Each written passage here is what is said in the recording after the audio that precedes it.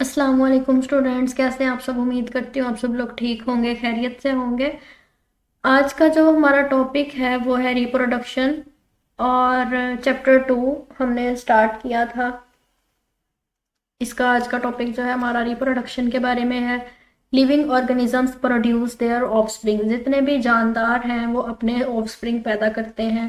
The process by which living organisms produce offspring is called reproduction. ऐसा process जिसके जरिए living organism अपना offspring produce करते हैं, अपनी नस्ल आगे बढ़ाते हैं, उस प्रोसेस को हम रिप्रोडक्शन बोलते हैं। Reproduction is of two types. इसकी दो टाइप्स हैं। सबसे पहले है सेक्सुअल रिप्रोडक्शन और दूसरी है एसेक्सुअल रिप्रोडक्शन। लेकिन फिलहाल आज का जो हमारा लेक्चर है वो सेक्सुअल रिप्रोडक्शन इन प्लांट्स है कि प्लांट्स के अंदर सेक्सुअल रिप्रोडक्शन किस तरह होती है। ठीक है, इसको हम आज डिस्कस करेंगे। Sexual reproduction is a process in which a sperm and egg fuse to form a zygote. इस प्रोसेस में क्या होगा, सेक्सुअल रिप्रोडक्शन के अंदर एक स्पर्म होगा और एक एग होगा। दोनों एक दूसरे के अंदर फ्यूज हो जाएंगे, एक दूसरे के साथ जुड़ जाएंगे और एक जाइगोट बना लेंगे। Zygote develops into embryo. Zygote जो है वो फर्दर एम्ब्रियो में कन्वर्ट हो जाएगा, which after passing through many developmental stage. उसके बाद एम्ब्रियो जो है वो बहुत सारी डेवलपमेंटल स्टेजेस से गुजरेगा, यानी वो बहुत ज़्यादा उसके अंदर जो डेवलपमेंट्स होती हैं, चेंजेस होती हैं वो होंगी। डेवलपमेंटल स्टेजेस के बाद एक न्यू ऑर्गेनिज्म बनेगा। Mostly the flowering plants reproduce sexually. ज़्यादातर जो फ्लावरिंग प्लांट्स हैं, यानी ऐसे पौधे जिनके ऊपर फूल लगे हुए होते हैं, फ्लावरिंग प्लांट्स होते हैं जो, वो सेक्सुअली ही रिप्रोड्यूस होते हैं। Sexual reproduction in plants involve the following process. Sexual reproduction जब प्लांट्स में होती है तो उसके ये फॉलोइंग प्रोसेस होते हैं। एक है पोलिनेशन, फर्टिलाइजेशन, सीड फॉर्मेशन और सीड जर्मिनेशन। ये चार प्रोसेस हैं सेक्सुअल रिप्रोडक्शन के। सबसे पहले पोलिनेशन देखते हैं। Transfer of pollen grains from the anther of stamen to the stigma of carpel is called pollination. Pollination सबसे पहले है क्या, ये पिछले लेक्चर में भी हमने डिस्कस किया था। पोलन ग्रेन्स का ट्रांसफर, स्टेमन का जो एंथर है हमारे पास, वहां से पोलन ग्रेन्स ट्रांसफर होगा कहाँ पे, कार्पल के स्टिग्मा में। इस पूरे प्रोसेस को हम क्या कहते हैं, पोलिनेशन। 2.2 फिगर में हमें नजर भी आ रहा है। ठीक है, यहां से ये जो है ट्रांसफर हो रहे हैं, तो ये क्या हो रहा है, पोलिनेशन का प्रोसेस हो रहा है। अब transfer of pollen grains from anther of flower to the stigma of same flower. अब एक प्रोसेस तो ये है कि, ये देखें, एक प्रोसेस तो ये है कि उसी पौधे में, उसी एक फ्लावर से दूसरे फ्लावर में जो है पोलन ग्रेन का ट्रांसफर हो गया। लेकिन एक है कि वो अलग पौधे में ट्रांसफर हो रहा है। ठीक है, ये एक ही पौधा है जिसमें दो फूल आपस में पोलन ग्रेन को ट्रांसफर करें, लेकिन एक ये अलग से पौधा है जिसमें से यहां से पोलन ग्रेन जा रहा है।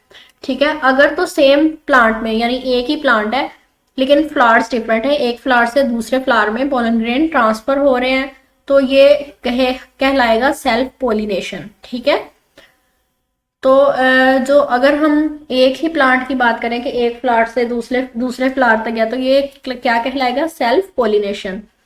Transfer of pollen grains from anther of a flower to stigma of the same flower और the stigma of another flower of the same plant is called self pollination.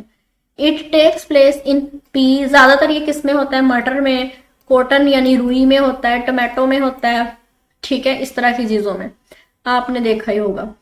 Transfer of pollen grains from the anther of flower to the stigma of flower on another plant. अगर transfer of pollen grain जो है वो anther से, flower के anther से जाएगा stigma of the flower, दूसरे plant में अगर जाएगा स्टिग्मा में, तो उस पोलिनेशन को हम कहेंगे क्रॉस पोलिनेशन, जैसे ये हो रहा है। ठीक है, इट टेक्स प्लेस इन मेज, पपाया एंड रोज। ठीक है, इन प्लांट्स में ये क्रॉस पोलिनेशन हो रही है। During pollination pollen grains reach the stigma of carpel. Pollination के प्रोसेस के दौरान जो पोलन ग्रेन्स हैं वो कार्पल के स्टिग्मा तक पहुंचेंगे। On the stigma pollen grain germinates. जब स्टिग्मा के ऊपर ये पहुंच गए, ठीक है, तो पोलन ग्रेन जो है वो उसके अंदर जर्मिनेट हो गया, जज़ब हो गया, and forms a thin tube, और एक पतली सी इसने ट्यूब बना ली जिसको हम पोलन ट्यूब भी बोलते हैं। ठीक है, ये आपको पोलन ट्यूब नजर आ रही है। ठीक है, यहाँ पे ये पोलन ट्यूब है, वहां पे एक पोलन ट्यूब बना ली कंटेनिंग 2 मेल गैमेट्स, और उस पोलन ट्यूब के अंदर 2 मेल गैमेट्स प्रेजेंट है, ठीक है। गैमेट्स क्या है? Reproductive cells. Pollen tube grows, pollen tube जो है वो ग्रो हुई, बड़ी हो गई, ठीक है, और passes down through style, style के जरिए वो नीचे को गई, ये स्टाइल है, ठीक है, यानी ये सुराही की तरह का ये फूल है जो भी है, ठीक है, फ्लावर के अंदर, और ये इसका स्टाइल है, यहां से पास होके नीचे गई, ये देखे नजर आ रही है आप लोगों को, ठीक है, through style and reach is the ovule, और ओव्यूल तक पहुंच गई। ओव्यूल क्या चीज है? ये आपके पास ओव्यूल्स हैं, ये नजर आ रहे हैं आपको, ठीक है, यहाँ मेंशन किए गए हैं इन द ओवरी, और ये पूरा क्या है? ये ओवरी है, ये पूरा स्ट्रक्चर क्या है? ओवरी है, ठीक है। ये डायग्राम आपने अच्छे से याद रखना, अगर आपको क्वेश्चन आ जाता है तो अगर आप साथ में डायग्राम ड्रॉ कर देंगे तो ये जो एग्जामिनर होगा उसके ऊपर बहुत अच्छा इम्पैक्ट पड़ेगा, ठीक है। तो रट्टा ना लगाया करें, बस आप समझ के इसको किया करें। उसके बाद है फर्टिलाइजेशन। फर्टिलाइजेशन क्या है? In the ovary pollen tube enters an ovule and releases its sperm in it. अब ओवरी के अंदर जब वो चला गया तो पोलन ट्यूब जो है ओव्यूल में एंटर हो जाएगा, ठीक है, और वहां जाके वो अपने स्पर्म्स जो है वो रिलीज कर देगा। One of the two sperms fuses with the egg, और वहां पे क्या होगा? दो स्पर्म्स जो है वो एग के साथ फ्यूज हो जाएंगे और जाइगोट बना लेंगे, ठीक है। This process is called fertilisation. इस प्रोसेस को हम क्या कहेंगे? फर्टिलाइजेशन हो रही है। The other sperm fuse with two polar nuclei in the ovule. दूसरा जो स्पर्म था वो कहाँ गया?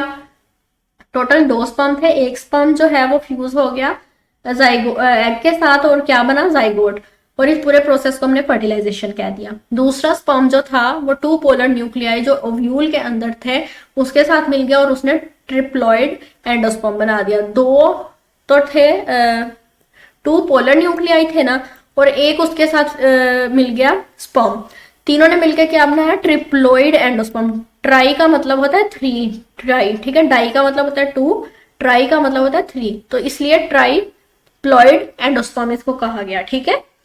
This is called double fertilisation, और इस प्रोसेस को हमने कह दिया डबल फर्टिलाइजेशन, ठीक है। फर्स्ट प्रोसेस को हमने कहा फर्टिलाइजेशन, दूसरा जब फ्यूज हुआ तो डबल फर्टिलाइजेशन, ठीक है। The triploid endosperm develops to form a food source for the growing embryo. अब जो ट्रिप्लोइड एंडोस्पर्म था वो डिवेलप हुआ और एक फूड सोर्स बन गया ग्रोइंग एम्ब्रियो में, ठीक है। नेक्स्ट है seed formation. After fertilisation, fertilisation के प्रोसेस के बाद sepals, petals and stamens dry up and fall. Sepals, petals जो भी ये सारे स्टेमन्स हैं ये ड्राई अप हो गए और गिर गए, खुश्क होकर गिर गए। Zygote develops into embryo. Zygote जो है ये डेवलप हुआ और एम्ब्रियो में कन्वर्ट हो गया। The ovule containing embryo form seed, और जो ओव्यूल था जिसके अंदर एम्ब्रियो प्रेजेंट था वो सीड बन गया, ठीक है। क्या बन गया? सीड, जिसको हम बीज बोलते हैं। ओवरी ग्रोज लार्ज, ओवरी जो है वो ग्रो हुई और बड़ी हो गई and develops into a fruit, और पूरा फल बन गई। फ्रूट प्रोटेक्ट सीड, अब फ्रूट के अंदर सीड्स प्रोड्यूस हुए, ठीक है। फ्रूट्स के अंदर सीड प्रेजेंट होते हैं जो उसको प्रोटेक्ट करते हैं, फ्रूट जो है प्रोटेक्ट कर रहे हैं सीड्स को। During seed formation, seed formation के दौरान the ovule containing embryo expends. जब सीड फॉर्मेशन हुई तो ओव्यूल जिसके अंदर एम्ब्रियो प्रेजेंट था वो एक्सपैंड हो गया, ठीक है, फैल गया। The embryo gradually develops into cotyledons. Embryo जो था वो Aahista Aahista cotyledons, प्लोम्यूल and radical में डिवेलप हो गया, यानी ग्रो हुआ और इन चीजों में बट गया। Cotyledon contains food for the embryo. Cotyledon जो है इसके पास खुराक होती है एम्ब्रियो के लिए। अब यहाँ पे सीड फॉर्मेशन उन्होंने शो किया है, इसमें एम्ब्रियो सैक दिखाया है, टेस्टा दिखाया है, रेडिकल, प्लम्यूल, कोटिलेडन जो भी हमने यहाँ पे पढ़ा वो सारा इस डायग्राम में उन्होंने शो कर दिया।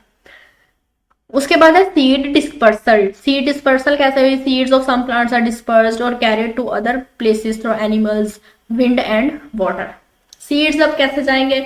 या तो उस पौधे से खुद ब खुद सीड गिर जाएंगे वहां पे, या हवा के जरिए एक जगह से दूसरी जगह चले जाएंगे, या कोई परिंदे ने अगर वहां से कोई सीड लिया है वहां कहीं और जाके फेंक दिया, इस तरह से वो कहीं जाके या पानी के जरिए कहीं चला गया तो वहां पे उग जाएगा।